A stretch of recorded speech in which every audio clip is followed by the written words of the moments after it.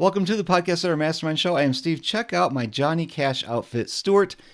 For those of you who listen to the audio version, this is an audio first podcast. I just had to say the shirt I'm wearing right now is this Johnny Cash black. It's amazing. But forget all of that. I wanted to bring to you today a conversation I had with Chad Parizman from addercommunications.com. He went and attended Podcast Movement South by Southwest, which is the new type of experience being run, well, it's still run by the Podcast Movement people, but now it's being overseen by Sounds Profitable. And if you don't know anything about that, don't worry. It's just that the experience has changed. I think we need to understand that it is a change for the industry too, an industry for the better. We'll talk a little bit more about that specifically towards the end, but I wanted to get a sense for if I'm going to go to a PodCon like the new Podcast Movement South by Southwest, what do I need to expect? Who was there? What were they doing? What was the experience like? And so that's what I want to bring to you today. So let's go into this conversation I had with Chad Parizman. Chad, I appreciate you joining me to have a conversation about your experience at Podcast Movement. This was the South by Southwest Podcast Movement in, it was March of 2026. Yes. Yeah. So just a couple weeks ago from when we're chatting. Let me phrase this or stage this for the person who usually goes to these conferences, because we've got, Podcast Movement, PodFest. Now there's Empowered Podcasting. There's some other pod-centric conferences around the United States, plus the Pod Show and a bunch of others overseas, a bunch of other ones overseas now. When I go to these conferences, I'm going not as a creator, I'm going as a service provider. Is that how you typically plan on going to these events, is to learn for yourself, but also to maybe network and find clients, things like that? Yeah, I think find clients, find partners. For me, my experience is much more being the top of mind guy, like when someone asks them about podcasting. So I would say the majority of my business comes from other people that I've worked with or other people that are service providers in maybe adjacent fields that, hear from someone where it's like, oh, you want to talk to someone about a podcast? Like, I got a guy for you. You should talk to my friend Chad. So I think, for me, it's not always the direct, I meet someone, I work on a show for them. It's I meet someone else who's also, doing something complimentary, or even is just like, oh, it's a health podcast. Like, you should go talk to Chad. He knows the health space, more than me, or something like that. So I think referrals more than direct context, but yeah, it's definitely that. I mean, that helps me justify the cost, which, this was an expensive trip. Let's get back to that later. Yeah. So you go to be seen, we'll say that, to be seen, to collaborate with people in person, to meet people in person. They get to know you, you get to know them. So these are partnerships, strategic partnerships that can form in the hallways, which is my favorite place to be at a conference, is in the hallways. Did you do anything different this year to prepare for this new experience, this South by South? Well, here, let's explain, first of all, what the difference is between, because I know I met you at a Podcast Movement, 2022? 2021 maybe? Yeah. So you've been going to Podcast Movement. How does that differ from this experience at South by Southwest? I've been going to the main Podcast Movement, which typically has been taking place like late summer, early fall. This is the event that is replacing what used to be Podcast Movement Evolutions. And this is taking place during South by Southwest. So this was the long, and so even over the last couple of years, right? Podcast Movement Evolutions was going on with that team. Meanwhile, the Sounds Profitable guys have been doing some content at South by for the last couple of years as well. I think it started as like one day of like partner programming, and then they expanded it. Last year, they had like 2 or 3 days of business of podcast kind of content going on. It was actually next to like the Vox Media stage. So this has been an evolution. And then, I think a lot of folks know those two teams kind of joined together, right? They announced that at last year's big Podcast Movement. And so this year they did 3 days of programming. It was kind of off-site at a dedicated space, I'd say a couple of blocks away from maybe like the main action of the rest of South by Southwest. And the difference between South by and maybe other conferences people are used to going to, it takes place all across Austin. So I think it was probably in like 8 different hotels, plus there were these clubhouses, plus a bunch of movie theaters for the film piece, plus it takes place in bars and nightclubs for the music, right? So this is something that's happening all across Austin.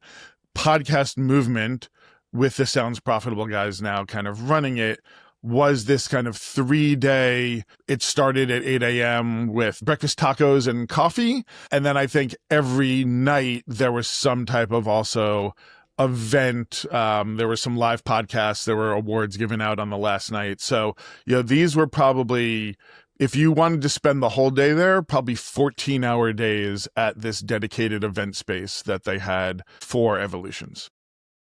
And the tickets were free. You still had to get to Austin. You had to get to Austin. There.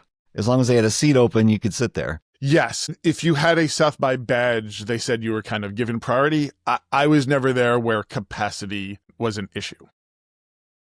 And was this venue, we all think about the conference rooms, with the screen in the back and the lights shining right down on the screen, so it just dilutes the whole image that they're trying to show. What was the event venue like? This was we've seen this, I think, with a couple of events. This was like one big open space. If you think about a rectangle on one side, it did have a stage, and there were, I think maybe, let's say 8 to 10 rows of chairs in front of the stage. That went to maybe half of the room. And then the back half of the room was actually these kind of high top square tables where a bunch of sponsors were kind of camped out.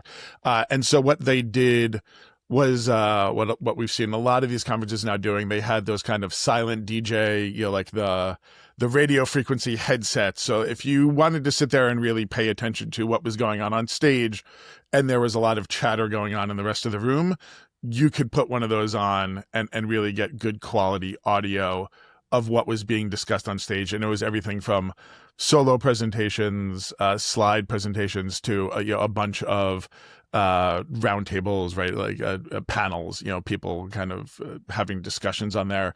And then outdoors, because weather can be unpredictable in Austin during this, but it was fairly nice.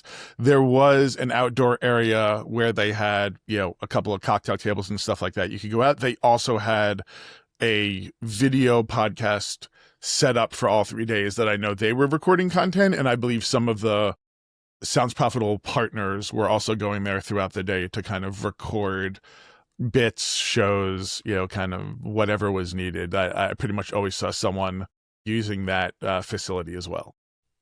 Sounds like a completely different experience then. Totally different than just one track type of thing, but then you had all the vendors around. Did you actually talk to any of the vendors, and did you find them?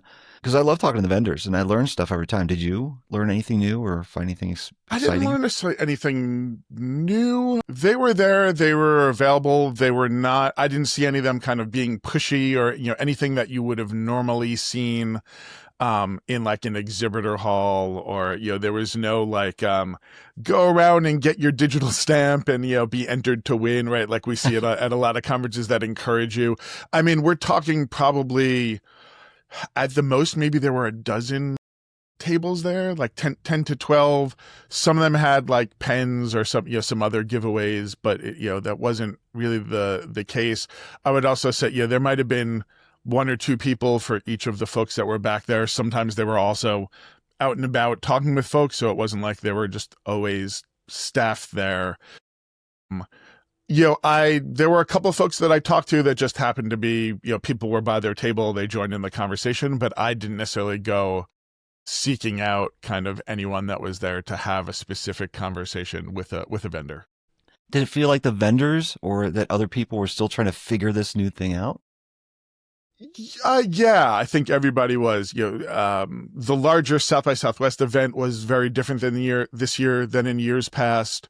And then obviously this being 3 days of podcast specific programming, but it wasn't like, day 1 was the creator track, day 2 was the technical, right? It was a mix of things kind of throughout the day. And I think my guess is their planning around that was they knew people would be coming and going. I think there were definitely people that kind of camped out there all day, but I would expect for the most part, people were kind of in and out for a specific session, or I'm going to go for the morning and then I'm going to head out to Austin for the rest. Maybe I'll come back, for the events at night, that type of thing. So you go to South by Southwest. You've been going for many years. It's just there's this Sound Profitable Podcast Movement event at one of the locales. You go there because of the credibility and the networking and, to be seen. And that just builds credibility and possible work opportunities in the future. You never know who you're going to meet in the hallways. So now that you've gone there and, so you go with your business cards or whatever you go with to show up. And, if you happen to meet somebody, hand one. Are you going to do anything differently if you go again next year? Or have you chosen just not to go again next year? I mean, like I said, so I've been going to South by for a while. I will most likely go to South by Southwest again. I would make the podcast movement piece a priority. I think this being the first one, and again, because they've done some other events, I think they had a little bit of a leg up. But I think as the first time podcast movement itself, I was pleasantly surprised with how well organized, how well run it was. For the most part, the quality of the speakers, we talked, I posted in the Facebook, Apple was there. Apple rarely comes out to these types of things. They made some announcements around HLS. They kind of demoed it. So kudos to them for actually getting, and I think that this is what the desired effect of those two companies merging, right? And kind of taking this maybe a little bit more seriously than it has been in the past was to get some of these major players, right? You did have folks from Spotify there. It wasn't just, people from, running some of your top favorite indie shows, right? And then, at the award show on Sunday night, again, they had folks from some of the like top 50 podcasts were also there. Again, I would expect that they happened to be in town or they had a reason to come because of the larger South by Southwest festival going on. I think it is much easier to get people to come to Austin because there's all this other stuff. And a lot of other people I met throughout the week had the same type of thing. Particularly the creators that I met. I would say most of them were local. And if they weren't local, they were there because maybe they were on a panel or they were speaking or they were in for some other event. I met folks that were there because like their sponsor flew them out. Like one of their biggest sponsors was doing like a dinner with, the top 10 creators in their network, right? So like you kind of, everyone's drafting off of each other. So for that reason alone, I would go for kind of my needs. And I'm planning on going definitely for next year. And then also, they've got this September event in New York City as well. This does sound more like what everybody was describing Evolutions as was more corporate, more businessy. But I think podcasting and the podcast industry needs that industry conference. This might really be that they've just raised the bar with it at least and made it kind of cool too. I have no idea what the one in, is it September? I think the one in, no. New York. Yes, yeah. September is going to be like, if it's going to be any different of a setup, it's going to be New York. It's going to continue to be in New York every year. So that's interesting. They're putting their flag in the ground saying, this is where it's going to be. And that's going to be very great for international folks. We've been looking at conferences as being creator conferences. I think for one, the economics say it needs to be a business conference. Yes. And I think what they've announced for New York is there's kind of this like 2-day business summit.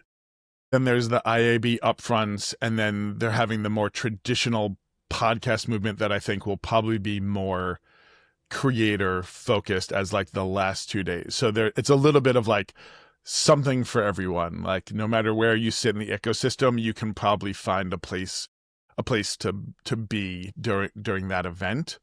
And I think, I expect that by the time we get around to Evolutions next spring, it'll be the same type of thing of, again, not dedicated by day as much, but like if you are interested in the business of podcasting and not just, I hang out with my friend, right. And there's a lot of valid reasons to like, I want to record a podcast with my friend once a week.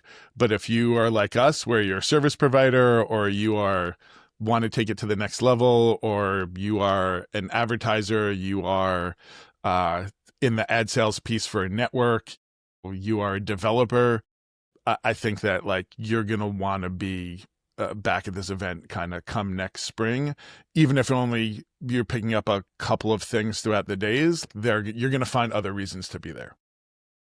When you posted that photo, the screenshot of the other media hosts that were going to be supporting the Apple HLS announcement, I'm like, ooh, Chad's there. He's sitting in the front row of this Apple event. It's the first time Apple's ever done a presentation at a PodCon in the United States. I know they did the Pod Show last year. Okay. I mean, I have met Apple people at like Podcast Movement. I think it was Orlando 2018 or something like that. I know they are there. They just never got involved with the presentations, and here they are. That was probably one of the highlights of the whole trip, wasn't it? Yeah, I mean, I was not camped out there all 3 days, but I will say it was the slickest and most prepared presentation. Yeah, like I would expect nothing less from Apple. It was well done. They were well rehearsed. It was smooth to the point that they actually finished earlier than their time allotment. They did not take live questions from the audience, but the two folks from Apple were around, for at least probably like the next hour or so people could go and talk with them if they had questions, things like that. Like YouTube was there, like I said, Spotify, some of the major folks representing some of the major networks, some pretty big shows were there. So yeah, they did a good job of getting, I think, the right mix of people in the room. I know we were talking about earlier, from a podcast editors, right? Like that's the big question, right? If you are an editor, is it worth going? Right. I think that's probably the question that we want to get at. I think if you are an editor that wants to be exposed to other parts of the ecosystem, other parts of podcasting as a business, if you are looking to expand your offerings beyond just audio editing services, I think it is worthwhile to go to these types of things just to be exposed and kind of, take it all in. If you are just focused on, I've got my business, I'm looking to grow it, I want to get client, my biggest thing is like top of funnel, getting clients. I don't know that this is probably the right thing for you then. I think you're probably better off at maybe a creator event. Maybe, I know you go to like FinCon every year. I'd love to hear from you. Like when you prep or when you think about the value of Podcast Movement PodFest versus FinCon in your brain, how do you think about those things distinctly? Well, FinCon is definitely where I get my clients. Where Podcast Movement PodFest is more of the kind of like what we were saying earlier. I keep saying this phrase, but to be seen. There is a credibility builder when you meet people face to face or are seen at a conference like that, especially if you're speaking. So speaking at Podcast Movement and PodFest, those things were huge credibility builders for me with the people in the FinCon community who are familiar with Podcast Movement and PodFest and the other conferences that I go to. So they know that I am not just I hate to say that, not just quote unquote, just a podcast editor. They know that I am fully engrossed in this industry and trying to remain well versed on, the Apple HLS video thing. It's a big deal, even though it's not a very big deal, that I need to understand so that I can advise my clients and others, what to do if they choose to go that way and what they're in for if they go that direction. Yeah. You've spoken of both. You speak at FinCon as well? Yes. Yeah. Yes. And since 2015. That's a long time. Yeah. Do you find, but you also come like your career pre-podcast editing was also in like financial services though, right? Right. Long story short is yeah. I started a blog in 2007 about personal finance, then a podcast 2010, and I started meeting virtually, these other people like me who were writing blogs on Twitter, as we know them on Twitter. And then I heard about this conference called FinCon that I couldn't go to in 2011. So I went in 2012, fell in love with it, fell in love with the community. And then from there, I was one of the very few podcasters. They thought I was a blogger with a podcast is basically how they looked at me. And it just exploded into a career a few years later. So I'd already been part of that community. So I still go because my friends are there. The type of content that I really enjoy is there. And so if I'm going to be editing for people, those are the type of people I want because I really enjoy the content myself. Yeah, totally makes sense. And my guess is you've probably gotten like direct work, clients from FinCon, whereas PodFest, Podcast Movement is more of it's a referral. Maybe it's 6 months later. Oh, hey, I came across your video about so-and-so, would love to chat type of thing. That's the assumption on my part. Is that probably correct? Yeah, that's mostly correct. Yeah. Because I know so much of the industry, I've been in it since 2010, then I feel like there's a wealth of knowledge there that can be shared with people. So if I can do it in the hallways there, great. It builds my community, my network. How many times have I been able to walk up to a vendor at a booth of a service that I use or other people use, and I can just go, hey, Rob Walsh, how are you today? How's your son? How's he in college and stuff like that? We can have those personal conversations. And so, like you, top of mind awareness type of thing. I see somebody and they remember me. It's always good for business, and it's also great for relationships and the industry as a whole. Yeah, absolutely. Well, I think, you and I are cut from a similar cloth where we are fairly outgoing.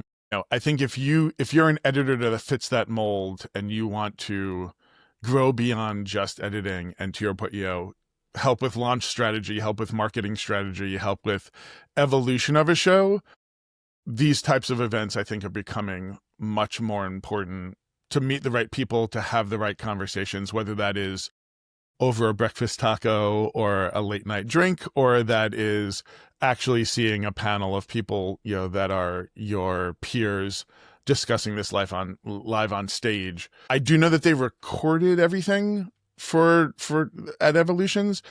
I'm sure at some point people will be able to watch some of this, but some of that stuff might even be outdated by the time it gets up online. True. That's a good point. I remember last year after the announcement that That Sounds Profitable was acquired or merged or whatever the words that basically I think they bought them, but that's fine by me. I'm happy with the arrangement, but they did take all the recordings, most of them with the video, some didn't have the video, but they put them on YouTube for anybody. There's no subscription or, paid ticket to get the replays. So if they do that with all of these, then I guess that does negate my next question that you don't have to share the exact numbers with, but I want to know what the cost was compared to other conferences. Can you share about how much it costs to go to South by Southwest Podcast Movement? Yeah, this is where it is. You can say more, and that would be awesome. No, I actually don't mind. I got a South by Southwest Platinum badge, which lets you get into film and interactive and music and some other thing that you can make reservations for earlier than other people. There were some pluses. I bought that a year ahead of time, and that was $1,100 just for the pass.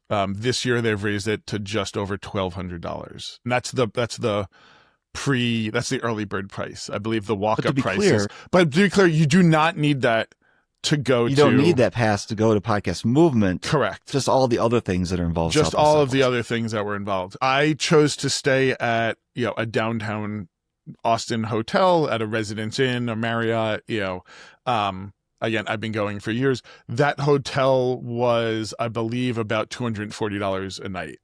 About average. Because of where this was, you probably could have stayed outside of Austin and maybe gotten a cheaper hotel. So, my expectation is if you just wanted to come in just for Podcast Movement and maybe experience some of the free stuff going on, because again, there's all kinds of activations. There's a ton of other stuff going on around Austin. You could probably get away for it for around under $2,000. Again, depending on where you're flying in from. I think my airfare from the East Coast, I bought it 5-6 months ahead of time. I think I paid around $400 to get out there. Could you get away for this for $1,200-$1,500? Probably, if you really wanted to. I don't know that you could get it for under $1,000 unless you have a friend that lives in Austin and you're going to crash with them, or, you're splitting a hotel with, if you really needed to kind of like save money.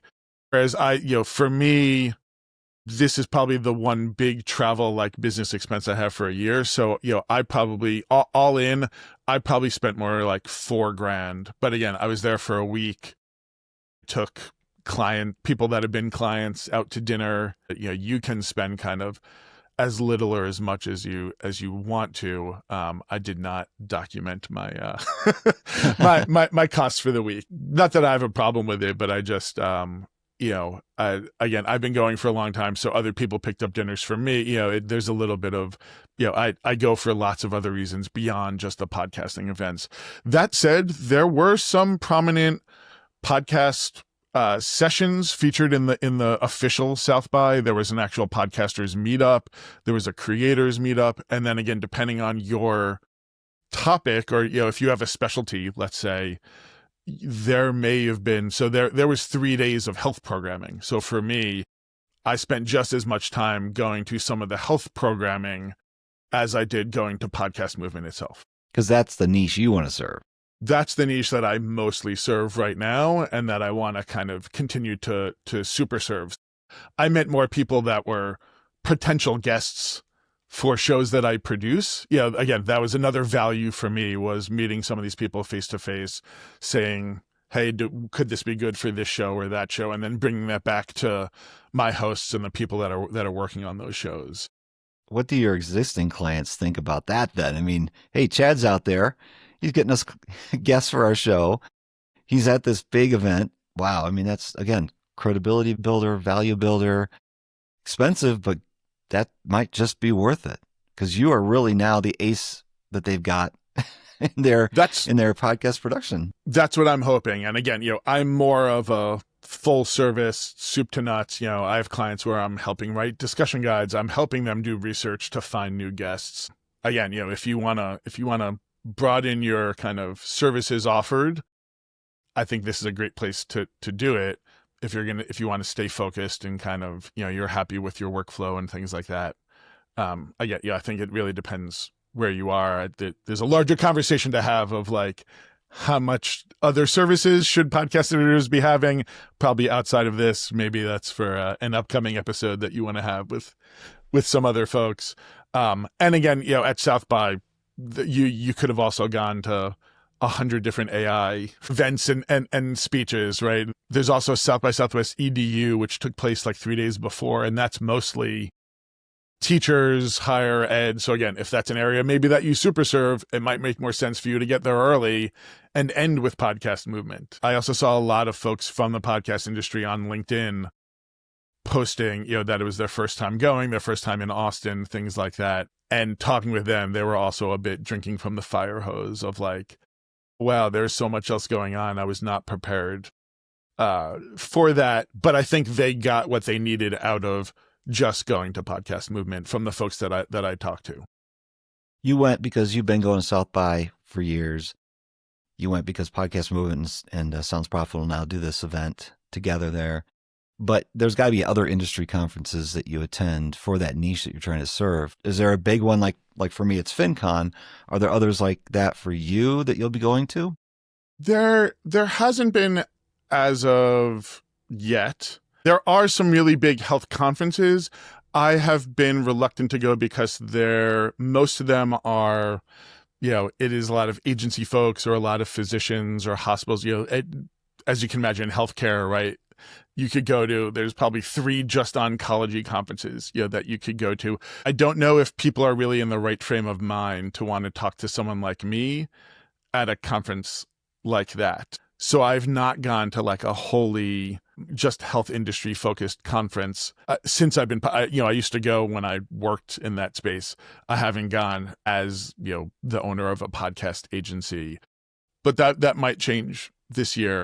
For me, if I'm trying to get maybe like my clients to potentially speak or to host a live podcast taping or something like that at one of these events, and that would be kind of the little nudge to like get me to go to maybe invest and see if it's worthwhile going to the whole thing. But I still need a hook to go from my point of view. Interesting, because I would think that would be even more important than attending the Podcast Movement sessions while you're at South by Southwest, because that's your industry. But you're saying that's not the mindset they'd be in to meet somebody who's an expert in this media that gets people, in people's ears on their phones or on YouTube, things like that. Yeah, I just I want to be the guy that like 3 months from now, when they've been on a bunch of podcasts and they're like, hey, I wonder what it would take for me to launch my own, or, for my company. Again, most of the folks that I work with are brands. So it would be more like meeting the right marketing person, meeting the comms person, something like that. And I don't know if the folks that are making those decisions are necessarily at some of these other specific conferences. Whereas again, I was happy to go to the health track, and there I was, sitting next to folks in the industry. I was going up to speakers afterwards being like, hey, do you know, so right, work with some kind of prominent folks in the field. Oh, I produce XYZ's podcast. Oh, I know him. Yeah, I'd love to be on. I'm also thinking about doing my own. Here's my person. You should talk to her and see if if there's something there. We'd love, yada yada. Like, and that's something that happens to me often, and then did happen to me in Austin. Was a prominent like influencer doctor was like, hey, yeah, I'm here because I'm thinking of starting my own podcast. I've been on a couple of them, and I just kind of want to dunk myself in and learn more about the industry before I decide to go all in on it. And that's when goes back to, I think, the podcast editors group call last week of, do you just have that kind of initial, right sizing fit call with them or their people? And that's what I'm hoping to have. Excellent. Well, I'm really excited about this change with Podcast Movement, and I'm really excited to see that. I think they're going to be the gem that everybody looks at and says, this is an industry conference. Although I'm looking at the ones coming up, and, they're all over the place now. I'm seeing them in Australia, Canada, New Zealand, England, lots of great events that people go to. But even like Empowered Podcasting would be an interesting one to go to, although it's 150 to 200 people and it's in Charlotte. But you've got some big name people showing up there. They were there last year. They were there the year before, and it just keeps growing. So those might be, but it doesn't have to be a PodCon. Like I was saying, for me, it's FinCon. For you, it could be one of these health-centric type of events or local meetups where you do meet podcasters from every niche and genre, but the ideal client's going to be the ones that are in your niche. Yes, for sure. And if you're not, I think people should be looking. I know like there's someone that is organizing a New Jersey podcasters meetup this week or next week. I would give a shout out to, there's a newsletter Substack called Breakfast Clubbing.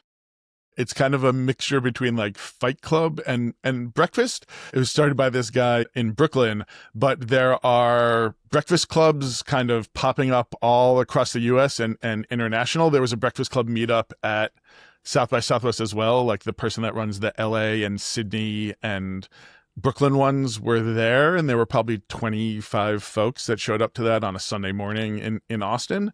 But if you want to be, I think it's do you want to be the podcast person at the creative event, or do you want to be, immerse yourself in podcasting? I think the answer is probably both, but I would suggest for folks, that just want to meet other creatives or other people that are kind of like-minded that are not necessarily the podcast person.